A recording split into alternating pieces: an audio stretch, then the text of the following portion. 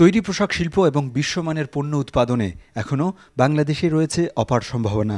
স্টুটগার্টের house of ওয়েটশাফটে আয়োজিত অনুষ্ঠানে প্রধান অতিথির বক্তব্যে বাংলাদেশ সরকারের বাণিজ্য মন্ত্রণালয়ের ঊর্ধ্বতন সচিব হেদায়েতুল্লাহ আল মামুন, জার্মান ইহাকার প্রধান ডক্টর ওলফগাং এব এবং বিজিএমইএ এর সভাপতি আতিকুল ইসলাম ও আইএলও এর global operation manager Conor Boyle এসব কথা বলেন।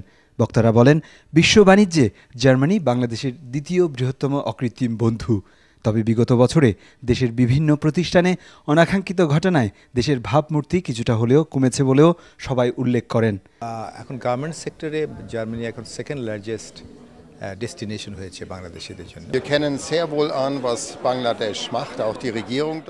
আমরা বাংলাদেশকে দীর্ঘদিন ধরে জানি, সরকার কি ভূমিকা রাখছে সেদিকে আমরা দৃষ্টি রাখছি। তাই গত বছর দুঃখজনক ঘটনার পর শ্রমিক এবং শ্রমের মান নিয়ে আমরা আশাবাদী। বক্তারা বলেন, দেশের রাজনৈতিক পরিস্থিতির উন্নতি এবং সততা ও নিষ্ঠার সাথে ব্যবসা পরিচালনা না হলে দেশের উন্নয়ন বাধাগ্রস্ত হবে। আমরা বিশ্বাস করি আমরা যেভাবে আগায় যাচ্ছি, আমাদের যে নেগেটিভ একটা ইমেজ ছিল, সেই নেগেটিভ ইমেজ থেকে আমরা রানা প্লাজার থেকে আমরা পজিটিভ ইমেজ আমরা নিয়ে যেতে পেরেছি।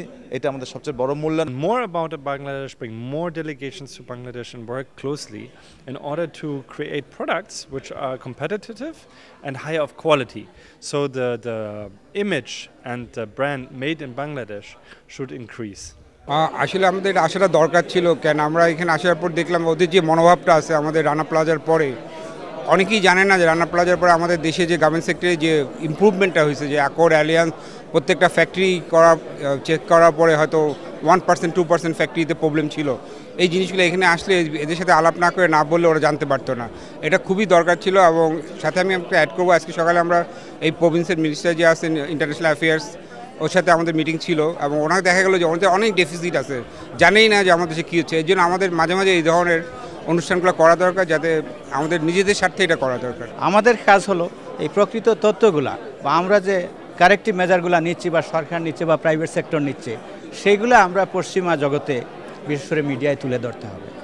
অনুষ্ঠানে অন্যান্যদের মাঝে জার্মানিতে বাংলাদেশ দূতাবাসের বাণিজ্য উপদেষ্টা এম আব্দুর রৌফ এবং বিজিসিসিআই এর সহসভাপতি ফারুক সিদ্দিকী সহ দুদেশের বিশিষ্ট কর্মকর্তা ও ব্যক্তিবর্গ উপস্থিত ছিলেন।